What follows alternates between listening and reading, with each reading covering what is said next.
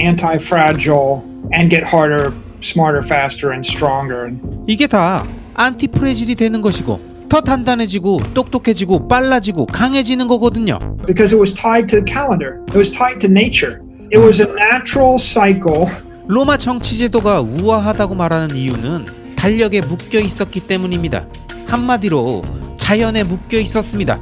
인간이 만든 정치 제도인데 마치 자연의 순환이자 구성원들끼리 서로가 성공하길 바라도록 만드는 시스템이었던 겁니다. So it's the dynamism of the hierarchy keeps it revivified and fresh. 권력이 한 곳에 집중되지 않고 지속적으로 순환되는 역동성이 있었다고 할 수 있겠네요. The Roman political system, it bred harder, stronger, faster, smarter individuals. 이처럼 로마 정치 제도는 로마인들을 더 단단하고 강하고 빠르고 똑똑하게 만들었습니다. 예외는 없습니다. 마이클 셀러와 로버트 브리드러브의 와리스머니 시리즈 더빙 영상들은 비트코인의 위대함을 단순히 희소성, 탈중앙성, 검열 저항성 등 현재 화폐 시스템과의 비교 우위 측면에서 설명하는 경제적 관점만이 아니라 인류의 긴 역사 속에서 우리 인간이 냉혹한 자연에 적응하고 그곳의 지배자가 되고 그 과정에서 발명했던 핵심 기술들과 만들고 고안해낸 추상적인 개념 등 인류의 문명 발전의 빅 히스토리 안에서 비트코인이 갖고 있는 특성들과의 유사점을 아주 천천히 그리고 하나씩 설명해 나가고 있습니다. 자, 그럼 다 같이 마이클 세일러의 이야기를 함께 들어보러 가시죠. Let's go! We got to do all that to get to the Iron Age. 앞서 얘기한 기술들을 바탕으로 인류는 철기 시대로 넘어갔습니다. 기술은 더 단단해지고 더 강해지는 것, 이 얘기가 계속 나오네요. 인류가 불을 이용해서 금속을 가공하면서 청동기, 철기 시대로 접어들었는데 로마 제국이 이에 대한 참으로 훌륭한 사례인 거는 기술과 어떻게 상호작용했는지, 다른 국가들과 어떻게 상호작용하며 경쟁했는지를 보면 알 수 있습니다. And become both anti-fragile and get harder, smarter, faster, and stronger. 이게 다 안티프레질이 되는 것이고 더 단단해지고 똑똑해지고 빨라지고 강해지는 거거든요. 물론 다른 나라에서도 같은 일들이 일어났지만 로마에 좀 더 집중해 보자고요. 리비우스가 쓴 로마 제국의 역사를 보면 로마 공화국은 700년간 번영을 누렸다고 나와 있습니다. 무려 700년, 그것도 제국이 되기 전에 말입니다. 그렇기 때문에 우린 이걸 가능케 한 로마의 정치제도부터 살펴볼 필요가 있습니다.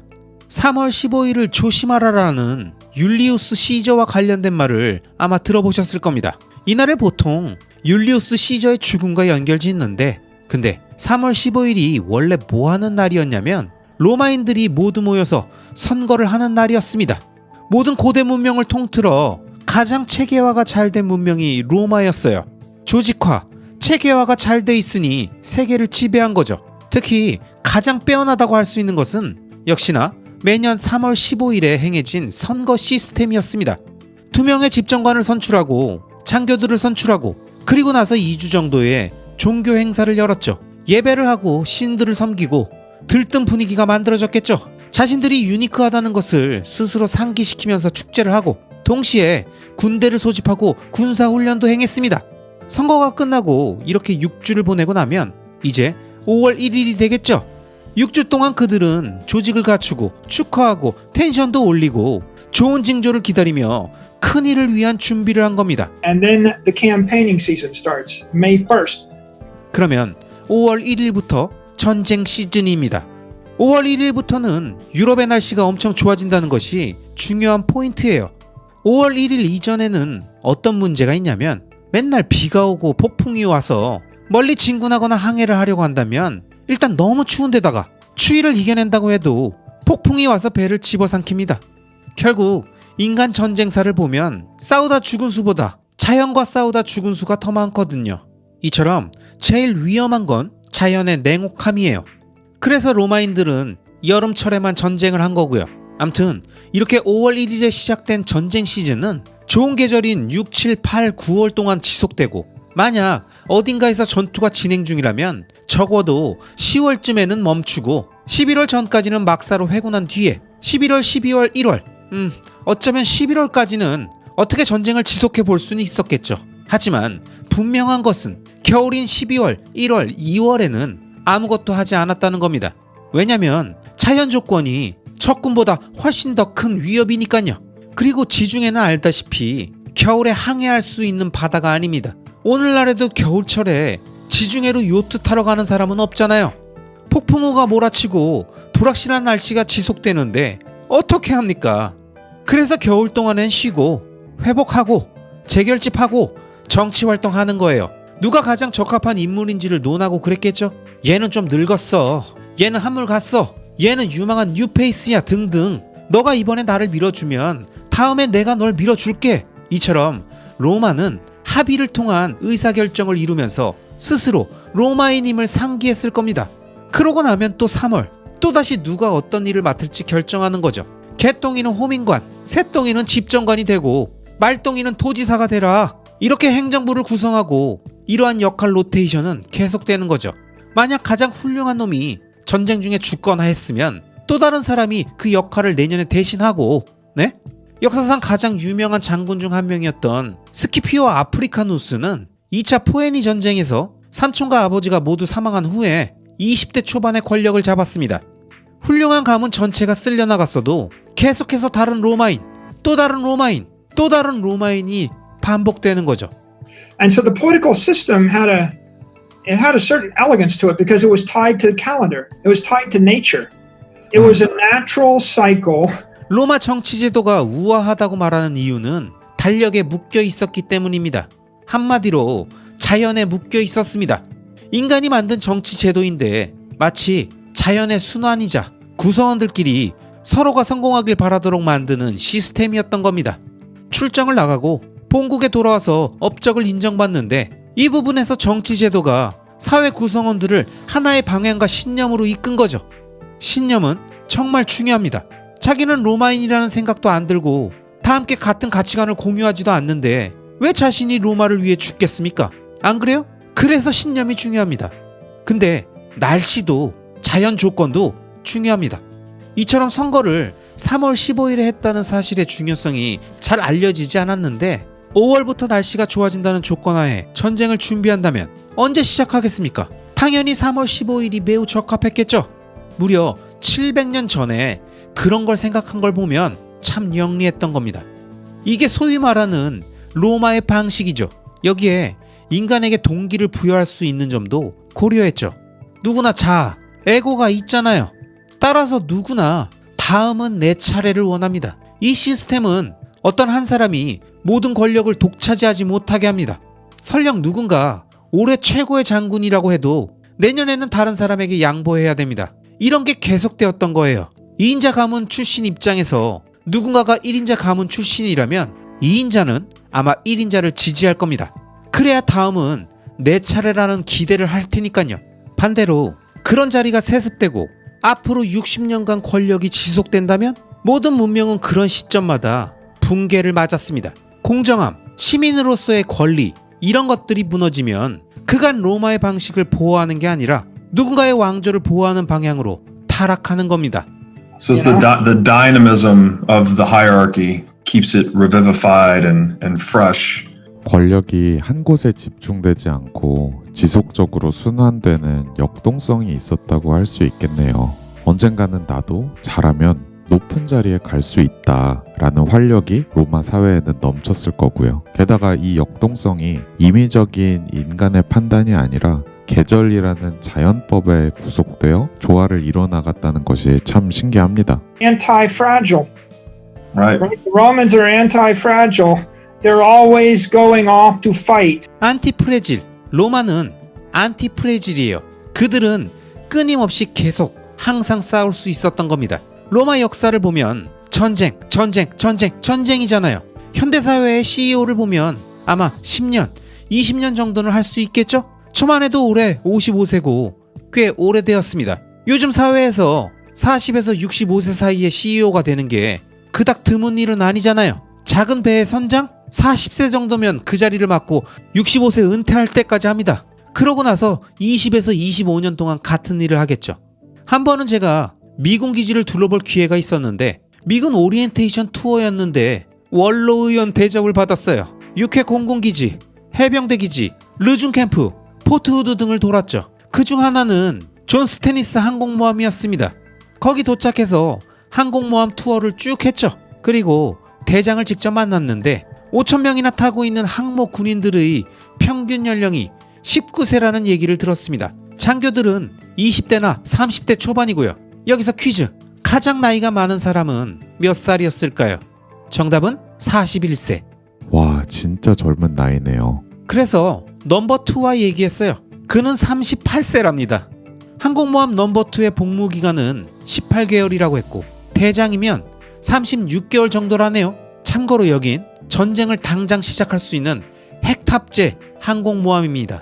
이 항공모함 자체가 미 해군력의 12분의 1인 거예요. 아마 다른 나라 3개 정도는 쑥대밭을 만들고 세계 어느 나라랑도 싸울 수 있을 정도의 군사력이죠. 정말 중대한 임무잖아요. 그럼요. 항공모함 한 대 전체에 대한 지휘권인데 어마어마한 거죠. 그래서 이 자리까지 어떻게 온 건지 물어봤더니 그가 말하길 일단 해군사관학교를 나와서 어떤 한 임무를 몇 년간 수행하고 1년에서 3년마다 다른 부대로 옮겼어요. 그리고 2년 전쯤 넘버 2가 되었고 6개월 전쯤 또 승진해서 함장이 되었죠.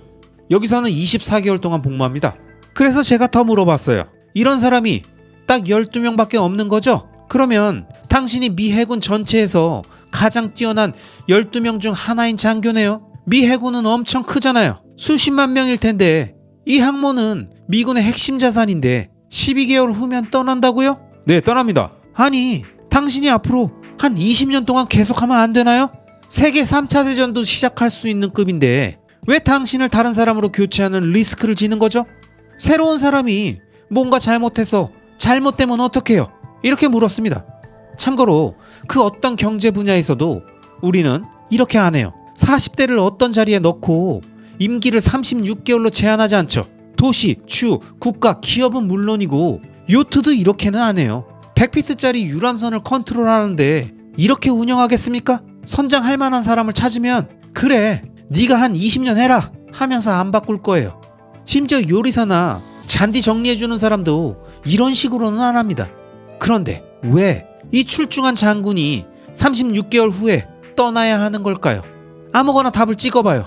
어차피 대답을 들으면 뿅 갈 테니까. 당장 떠오르는 것은 너무 고인물이 되면 뇌물받고 부패하고 그런 거 같은데요? 잘 모르겠어요. 그런 부정적인 쪽은 아니고 그건 산림 관리하는 거랑 비슷한 맥락이죠. 공공재인 공원이 오용되지 않도록 산림 경비원들을 계속 순환근무 시키는 거예요. 보다 나은 공원 서비스와 부패 방지를 막는 훌륭한 기술이죠. 근데 이건 약간 다릅니다. 항공모함 데크에 서서 이 사람하고 얘기했는데 이 젊은 장교는 막강한 권한으로 원하는 자원을 총동원할 수 있을 거란 말이죠. 그래서 다시 물어봤어요. 당신이 해군에서 가장 뛰어난 사람인데 대체 왜 이 일을 그만둬야 하는 거죠? 이런 자리는 정말 뛰어나야 오는 거잖아요. 그랬더니 그가 이렇게 말합니다. 마이클, 매년 사관학교를 졸업하는 학생 중에 날고기는 사람이 정말 많이 있어요. 그리고 그 모든 사람들에게 차례가 돌아가야죠. 모든 사람들은 자기 차례를 기다려요. 갓 졸업해서 인관한 21살짜리 소위들. 이들은 자신의 삶과 경력을 해군 장교로서 헌신하고 목숨을 바치기로 맹세했어요. 그 원동력의 정점은 언젠가 나도 캡틴이 돼서 이런 지휘권을 가질 수 있다는 그들의 희망이에요. 제 경우는 이 항공모함의 캡틴이 되는 거죠. 사람들이 뭔가를 사랑하고 그걸 위해 싸우다 죽을 만큼 소중히 여기는 걸 원한다면 기회라는 게 주어져야죠. 모든 사람들은 자신의 차례를 기다리니까요. 이렇게 말하더군요. 이런 생각을 해보면 지금 우리 손에 의해 만들어져 있는 시스템, 잘 돌아가는 것처럼 우리 눈에 보이는 온갖 시스템들이 있잖아요. 어쩌면 우리 스스로를 굉장히 과대평가하고 있는 건지도 몰라요. 그리고 이게 바로 왜 비트코인과 같은 분산된 조직이 기업보다 우수한가? 이것에 대한 이유입니다. 샤를 드골의 말, 무덤에 있으면 안 될 것 같은 사람들의 묘비가 묘소에는 가득하다. 이 말처럼요.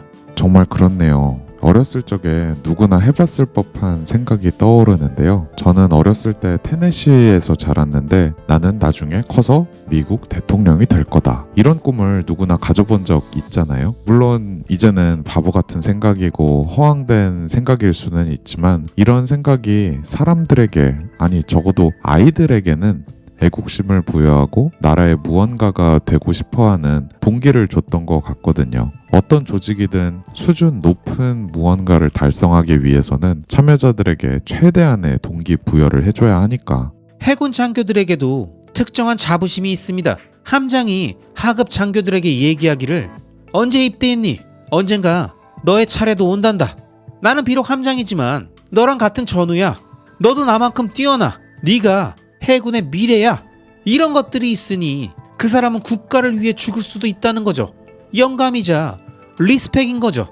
로마인들의 공화국은 700년간 이런 걸 가지고 있었던 겁니다. 당신은 로마인이다. 올해는 당신 라이벌의 지위를 받고 있을 수 있다. 하지만 내년에는 네가 지휘할 것이다. 이것이 바로 로마의 방식. 자연 조건에 따르면서도 전체의 합이 부분합보다 큰 조직을 꾸린 거고, 이걸 위해서 지속적인 물갈이를 했어요. 끊임없이 새로운 인재와 새로운 리더십의 유입이 있는 거죠. 누군가 바톤을 내려놓으면 다른 사람이 바톤을 집어들고, 이것이 로마의 번영으로 이끈 겁니다. 왕 같은 건 없었잖아요. 2차 포에니 전쟁 책을 보면 2차 마케도니아 전쟁 이 책인 것 같네요. 암튼 로마인들이 마케도니아의 왕 필리포스와 싸우러 갔습니다. 필리포스에게는 끔찍한 아들이 있었는데 그놈은 형제를 모함해서 아버지가 자기 동생을 죽이도록 했어요. 나중에 모함이 거짓으로 밝혀지면서 필리포스는 자신의 실수를 깨달았죠. 이렇게 아빠도 미친왕이고 아들도 미친놈이니 온 나라가 망가진 거죠. 반면 로마의 지도자는 당시 가장 뛰어난 장군이었고 그의 수하 장교들은 경쟁 가문 출신들이었습니다. 만약 그 지도자가 게으르고 술을 좋아하고 비겁하고 멍청하다면 장교들에 의해 로마의 상원에 신고가 들어갈 겁니다. 그래서 좀 가십적인 얘기들도 물론 있긴 하지만 암튼 중요한 건 모두가 자기를 지켜보고 있다는 걸 알고 있으니 지금 당장 아니면 내년이라도 교체돼 버릴 수 있다는 불확실성이 있다는 겁니다. 그러니 높은 수준의 프로의식을 유지해야죠. 이게 바로 시장 내 경쟁 아니겠습니까? 그것이 시장의 경쟁이죠. 누군가 비트코인 채굴자인데 저렴한 전기를 확보 못했고 그래서 경쟁력을 잃었다면 그게 비트코인 네트워크 전체에 무슨 상관일까요? 지구 반대편의 다른 곳에서 채굴하는 놈이, 그것도 그 사람보다 경쟁력 있는 뛰어난 애들이 항상 있을 텐데요. Absolutely. That's the reason entrepreneurs in the free market are accountable to the preferences of their customers, right? 한마디로 말해 더 강건한 시스템을 만든다는 거겠죠? 기업가들은 시장이 무엇을 원하는지, 내 경쟁자는 무엇을 하고 있는지, 내가 살아남으려면 어떻게 해야 하는지 항상 촉각을 곤두세우고 있어야 하잖아요. 외부 환경 변화, 시장 고객 이탈 등등 온갖 위협에 끊임없이 노출되고 따라서 항상 대비해야 하고 경쟁력을 향상시켜야 되고, 반면에 경쟁이 없는 독과점 체제는 이거랑 반대겠죠? 시장의 고객들은 어차피 다른 선택지가 없을 테니 기업가 입장에서는 외부 환경에 무슨 변화가 있든 없든 고객들의 선호가 바뀌든 말든 전혀 신경 쓰지 않아도 되니까요.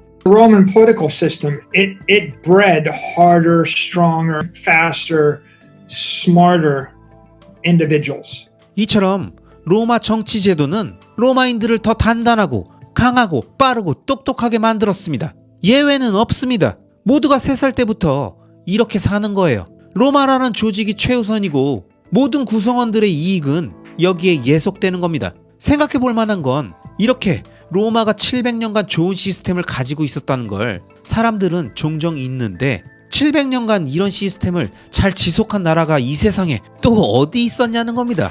여러분, 이번 영상에서 마이클 세일러는 로마가 찬란한 문명을 꽃피우게 됐던 그 배경에는 계절의 변화라는 자연법에 맞춰 자신의 라이프 스타일을 세팅했던 로마인들의 현명한 방식이 위대한 정치 시스템으로 연결됐고, 결국 그 시스템 안에서 뛰어난 인재들이 끊임없이 등장하고 서로 협력하는 공생의 관계로 연결되는 강력한 원동력이 되었다는 걸 보여줍니다. 이게 바로 공정한 시장의 경쟁 시스템이고, 비트코인이야말로 이걸 가장 정확히 잘 보여주는 네트워크라는 걸 비유적으로 설명하고 있습니다. 자, 다음으로 할 얘기는 로마 군대 얘기입니다. 여기에는 또 다른 인사이트가 있죠. 제가 처음에 한 말이 또 나옵니다. 공정한 싸움 같은 건 결코 없다. 로마인들은 공정하게 싸우지 않았어요.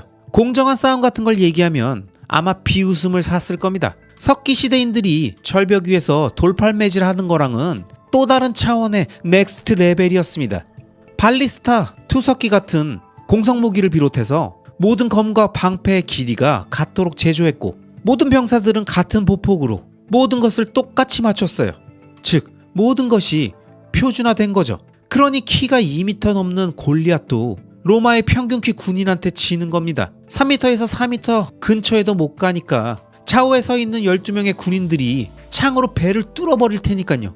이러한 전쟁과 당시 상황이 리비우스의 책에 아주 자세히 묘사되어 있습니다. 수백 번이 넘는 전투마다 항상 있었던 일이 뭐냐면 로마군은 고지를 차지하고 상대 적군을 평야로 몰아넣은 다음에 투석 무기들로 공격하면 한 번 쏠 때마다 적군 병력의 10%씩 제거되는 거예요. 이렇게 위에서 계속해서 쫙쫙 쏴대는 겁니다. 그 책에는 로마군이 실제로 골족들을 코너로 몰아넣은 얘기도 나옵니다. 산꼭대기나 비탈쯤에 진을 치고 있어도 일단 둘러싸요. 그리고 나서 이제 칼을 들고 싸울까요? 아니죠. 더 이상 진군도 안 합니다. 그냥 그 자리에서 지옥불을 쏴대는 거예요. 총알, 불화살, 불덩이, 네이팜 등등. 이러니 로마군이 한 발짝 전진하기도 전에 골족의 절반은 이미 사망했다는 거 아니겠습니까? 사망한 골족의 대부분은 로마군과 아직 조화하지도 않았는데 포탄에 맞아 죽거나 전투불능 상태가 된 겁니다. 그러고 나서야 로마군은 슬슬 움직이기 시작하는 거죠. 근데 이것도 전투태세를 갖추고 돌격해서 검으로 싸우는 방식이 아닙니다. 로마군에게 그런 전투란 없었어요. 모든 전투는 하나라도 유리함을 갖는 방식으로 이루어졌습니다. 여기에 덧붙여서 기술도 매우 중요했는데 마치 지금의 로키드 마틴 같이 로마 제국에는 군수산업 복합체가 있었습니다. 그리고 이런 유리한 전투 방식을 설명하는 미리 다 정해진 매뉴얼도 있었고 수신호, 호각소리 등부터 시작해서 전쟁 방식에 대한 명확한 체계가 있었던 거죠. 자, 눈이 휘둥그레지는 이야기가 또 있습니다.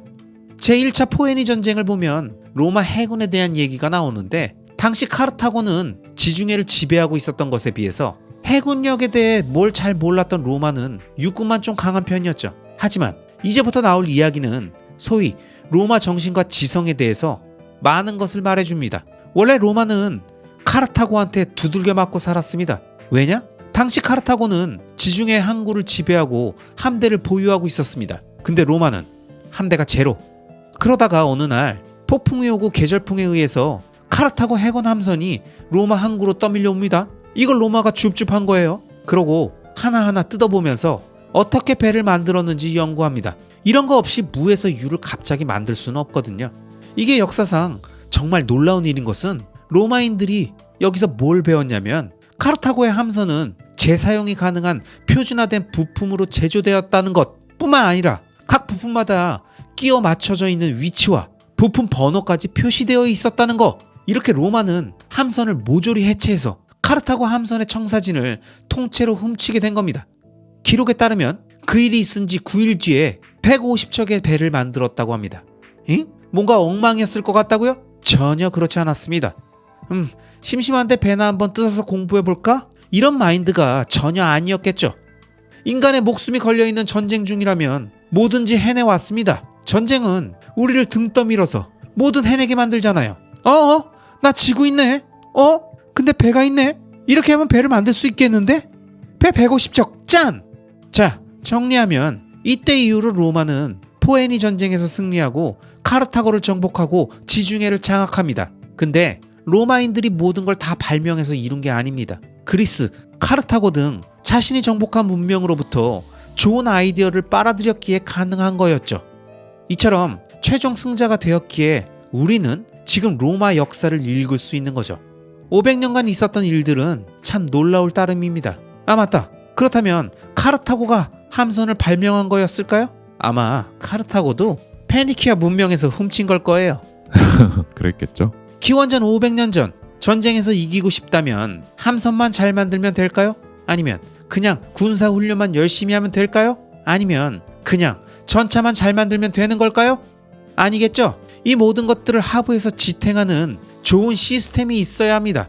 로마의 도로를 생각해 보자고요. 로마에서 전차 바퀴를 만들 때는 표준화된 게이지와 부품을 사용했습니다. 당시 도로를 보면 바퀴 자국이 선명하게 있거든요. 이런 도로를 달리려면 전차를 아무렇게나 만들면 안 되는 거죠. 모든 걸 완전히 똑같이 만들어야 하는 겁니다. 표준화를 안 좋게 말하는 사람들도 있겠지만 결국은 로마의 전차 바퀴 간격이 유럽 철도 선로의 표준 너비가 되었습니다. 그리고 지금은 전 세계 표준이 되었죠. 만약 로마 전차폭이 얼마나 되는지 알고 싶으면 지구 아무 데서나 철도 위에 서보면 됩니다. 로마에서 기원된 거니까요. 이렇게 표준화했던 건 당연히 이유가 있었겠죠. 만약 다른 차폭으로 전차를 만들면 달리다가 부서지고 축도 망가지겠죠. 그렇게 되면 죽는 겁니다. 헨리 포드도 표준화, 획일화에 대해 이런 말을 한 적이 있습니다. 당신이 원하는 어떤 색상이든 다 만들어 드릴게요. 물론 검은색으로 주문한다면 말이죠. 이처럼 획일화되면 무조건 나쁜 거라고 생각하는 경향이 있는데 아닙니다. 표준화를 달성하지 못하면 그 물건들을 우리가 모두 쓰는 건 불가능한 일이라고요. 게다가 표준화라는 건 달성하기 결코 쉬운 게 아닙니다. 이걸 달성한 문명은 진짜 몇 안 돼요. 아니, 로마가 거의 유일하다고 할 수 있습니다.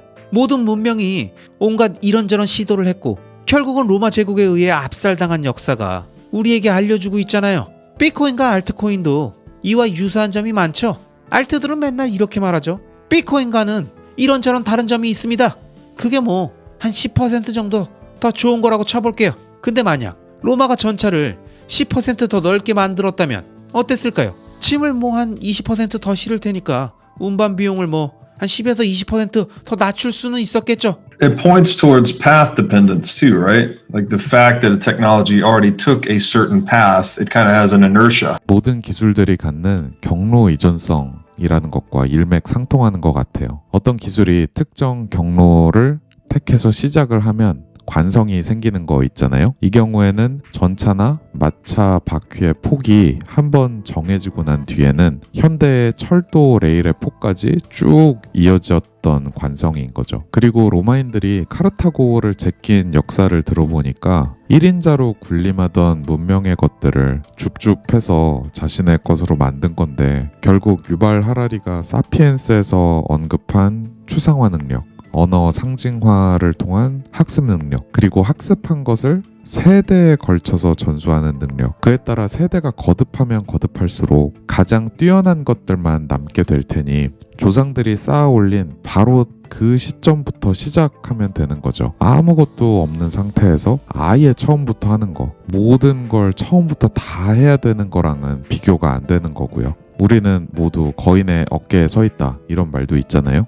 맞습니다. 그 도로들은 로마 제국의 물류 네트워크였잖아요. 상품과 서비스가 원활하게 이동될 수 있으니 만약 군대 물자를 적군보다 빠르게 이동시킬 수 있으면 엄청난 강점이 되는 거니까요. 전쟁에서도 승리할 수 있는 거죠. 만약 나름의 어떤 배경을 바탕으로 철로가 깔려 있는데 누군가 다른 폭을 가진 차를 만들었다면 이걸 누가 쓰겠어요. 이처럼 프로토콜, 즉 표준화된 규약은 매우 중요합니다. 인터넷의 CPC/IP도 그렇고 로마 도로의 폭도 그렇고 이처럼 한번 만들어진 프로토콜은 중요하고 그걸 무시하는 개별적인 시도들은 성공하기 어렵습니다. 앞에서 얘기한 이집트의 피라미드 건설에도 프로토콜이라는 게 있었을 거라고 저는 확신합니다. 표준화된 돌의 크기, 너비, 무게 및 측정하는 방법 등 프로토콜이라는 건 엄청 중요하죠. 이것 없이 인류가 협력하는 것은 거의 불가능합니다. 따라서 돈, 프로토콜이라는 건 문명 내에서 협력과 전문화에 필수적이고 중요한 겁니다. 물론 물류 네트워크, 국방 등 어디에서나 프로토콜이라는 건 똑같이 중요하겠지만요. 자, 그럼 로마의 엔지니어링에 대해 마지막으로 한 가지 짚고 넘어가겠습니다. 그 다음에 중세 암흑 시대로 넘어가자고요. 로마인들은 수력학의 중요성을 이해했고 다른 문명 대비 레알, 어나더 레벨이었습니다. 로마가 만든 수도관은 70마일 떨어진 도시까지 이어져 있었는데 지중해에는 사람이 살 수 없는 해안 도시들이 많이 있었거든요. 인공수로가 없었다면 모든 도시의 경제 밀도는 가용 수자원에 따라서 결정되니까 만약 수자원을 빗물에만 의존하면 아마도 도시 규모는 끼케야 500명 정도였겠죠. 하지만 수로를 만들면 5천에서 5만 명이 살 수 있는 대도시를 건설할 수 있습니다. 이처럼 도시가 고밀도로 개발되려면 위생뿐만 아니라 생존을 위한 수자원이 필수입니다. 결론적으로 공학을 바탕으로 하는 도로, 수로 등이 철기시대 문명을 규정짓는 중요한 요소인 거죠. 로마인들은 엔지니어였을 뿐만 아니라 공학을 한 차원 높이 격상시켰습니다. 공학이 뭘까요? 저도 공학자거든요. 저는 공학이 명예롭고 윤리적이며 좋은 삶을 만드는 것이라고 생각합니다. 엔지니어의 기본 신조는 자연과 내 주변 환경을 살펴보고 내가 가진 모든 지성, 재료, 기술을 총동원해서 내가 사랑하는 모든 이들을 위해 더 나은 세계를 건설하는 것이라고 생각합니다. 그게 엔지니어의 신조예요. 주변 상황의 재물이 되지 않는 것, 지성을 이용해서 주변 상황을 유리하게 바꾸는 것, 다리를 건설하는 거라든가 수로, 도로, 선박을 만드는 거라든가 뭐가 되었던 말이죠. 비버가 댐을 만드는 것처럼 엔지니어는 세상을 만드는 겁니다. 어떤 도시에 다리를 건너는 상상을 해봐요. 인간의 삶이 얼마나 바뀌었는지 알 수 있습니다. 참으로 막대한 영향을 끼친다고요. 저는 알칸타라라는 지주회사를 소유하고 있습니다. 이 이름은 스페인에 있는 알칸타라라는 로마 시대 다리에서 따온 거예요. 그 다리는 지금까지 2000년간 있어 왔습니다. 다리 밑에는 라틴어로 쓰인 비문이 하나 있죠. 당시 기술자인 줄리어스 로코가 남김 이 다리는 영원히 서 있을 것입니다. 이처럼 로마는 공학의 진심이었습니다. 나심 탈레브의 글에서 읽은 로마의 건축가들 이야기가 생각나는데요.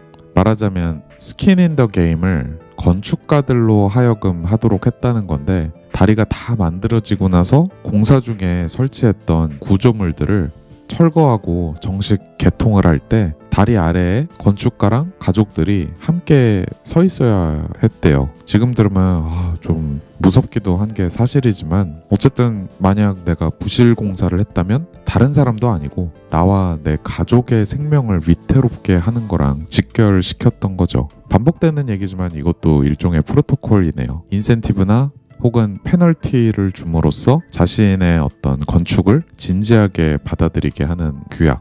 또 하나 생각나는 건 로마에서 만들어진 많은 프로토콜들은 로마를 위대한 제국으로 만들었고, 그 뒤에 있던 수많은 문명의 모범이 되고, 심지어 그중 많은 것들은 현대에도 이어지고 있지만 결국 로마를 몰락으로 이끈 것도 통화 시스템을 비롯한 수많은 프로토콜들의 손상이었다는 점 말이에요. 네로 황제 때부터 시작된 금화의 가치절하가 경제를 파탄내고 사회의 공정성, 윤리의식 이런 거를 저해하고 종국에는 서로마 동로마 제국의 분열로 이어진 거라든가.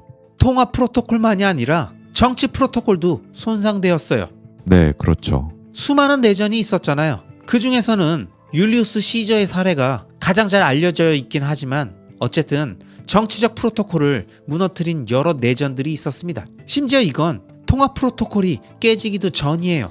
보시다시피 이건 모두 연결되어 있는 거죠. 어느 순간 사회의 공정성이라는 가치가 무너지면 많은 것들이 전방위로 무너지게 되어 있습니다. 정치 체계가 붕괴되니 국방 시스템도 붕괴되고, 마치 종교 같은 거잖아요. 로마군 지들끼리 싸우고 있는데 어떻게 애국심이라는 게 유지가 되겠습니까? 그죠. 혹시 이런 프로토콜들이 손상되기 시작했던 어떤 변곡점 같은 게 있었나요? 기원전 50년경쯤 모든 것이 나빠지기 시작했을 겁니다. 줄리어스 시저의 젊은 시절부터 이른바 내전이 있었고, 내전에서 이긴 신흥 강자들이 부상하면서 로마 공화정은 약화되었죠. 암튼 나심 탈레브 책에 잘 나와 있듯이 바빌론에서는 개량을 할 때 사기친 사람은 사형에 처했다라고 나오잖아요. 건축가도 마찬가지로요. 지은 집이 무너지면 가족까지 죽는 거죠. 지대로 스킨 인 더 게임인 거죠.